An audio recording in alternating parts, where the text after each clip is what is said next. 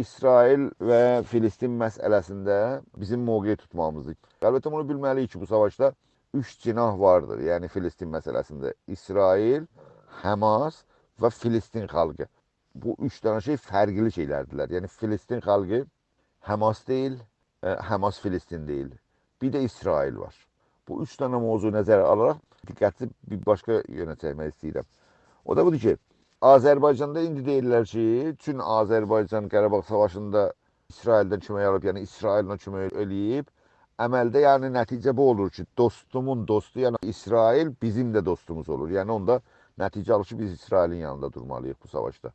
Bir də İranın içindəki təzadlarla nəticə almaq. Bu da budur ki, İran dövləti bizim düşmənimiz, İran dövlətinin düşməni bizim dostumuz olur. Yəni düşmənimin düşməni mənim dostumdur. Yəni üçün İsrail İran düşmənidir, o da bizim dostumuz olur. Bəs bu savaşda onda düşürük İsrailin yəni mənfəətini gütməliyik. Bir tərəfdən də bir dənə başqa bir zehniyyət var bu rabitədə fikir ki, İsrailin yanında durursaq, güya İsrail gəlib bizə deyəcək ki, buyurun sizə biz məsələn filan güc verəcəyik. Hər bir siyasi gücün, siyasi cərəyanın toplumda, meydanda həqiqətən siyasi gücü olmasa, hamisi olmasa, istəyəni toplumda olmasa, o güc heç zaman toplumda bir rol oynamayacaqdır və ya oynaya bilməyəcəkdir. Ona görə bunun İsrailə yaxınlığı və uzanlığına heç dəxli yoxdur. Bu bir tərəfi qəziyyədir. İkinci cinah, yəni bu İslamgəra cərəyanlar, ifrati cərəyanlar, zidd Amerika, zidd Avropa cərəyanlar da Həmasdan himayət edirlər. Müqavimətdir, nədir? İran rejimi də ondan himayət edir.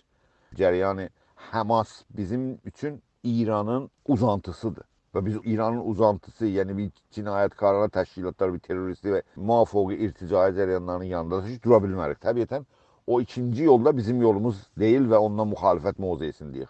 Və üçüncü mövqe budur ki, biz indi bugün insan haqları çərçivəsində bu Qəzzədəki gedən hadisələrə baxmalıyıq.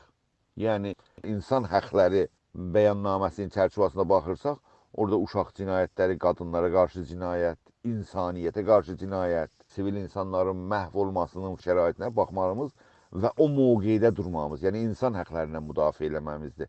Nə Həmasdan, nə İsraildən, bəlkə Filistin xalqından, sivillərdən müdafiə eləmə gözü ilə məsələyə baxmalıyıq. Siyasət cəhətindən. Bir daha başqa zərif bir faktor var bizim hərəkatımızda. Çox zərif faktor ki, səbəb olur ki, biz milli mənfəət və maraqlarımızı indi siyasi təzadlarda deyil, bəlkə başqa yerdə axtaraq. Nə üçün başqa yerdə axtaraq? O da budur. Baxın, bizim hərəkatımız bugün siyasi rol oynama bir pozisyonunda deyil. Yəni, Türk-Azərbaycan Milli Demokratik Hərəkatı varlığı var. Genişliği də bir dərəcədə var. Amma toplumda bir siyasi rol oynamağa halen nə o dərəcədə tanınmış bir cərəyandır, nə o dərəcədə bir gücü vardır ki, toplumda bir dövləti mərkəzə qarşı, başqa güclərə qarşı siyasi rol oynasın. Yəni, bu hərəkətin ehtiyacı vardır ki, daha çox toplumda yayılsın, daha çox güc qazansın öz toplumundan.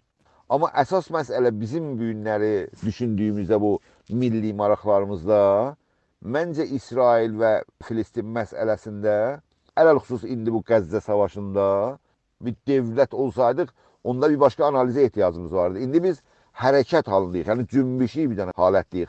Cümbüşi halətdə daha güclənməmiz əsli faktorumuzdur. Ələlxüsus Azərbaycan Türk Milli Demokratik Hərəkatı ki, topluma yayılmasında və organizə olmasında zəif durumdadır.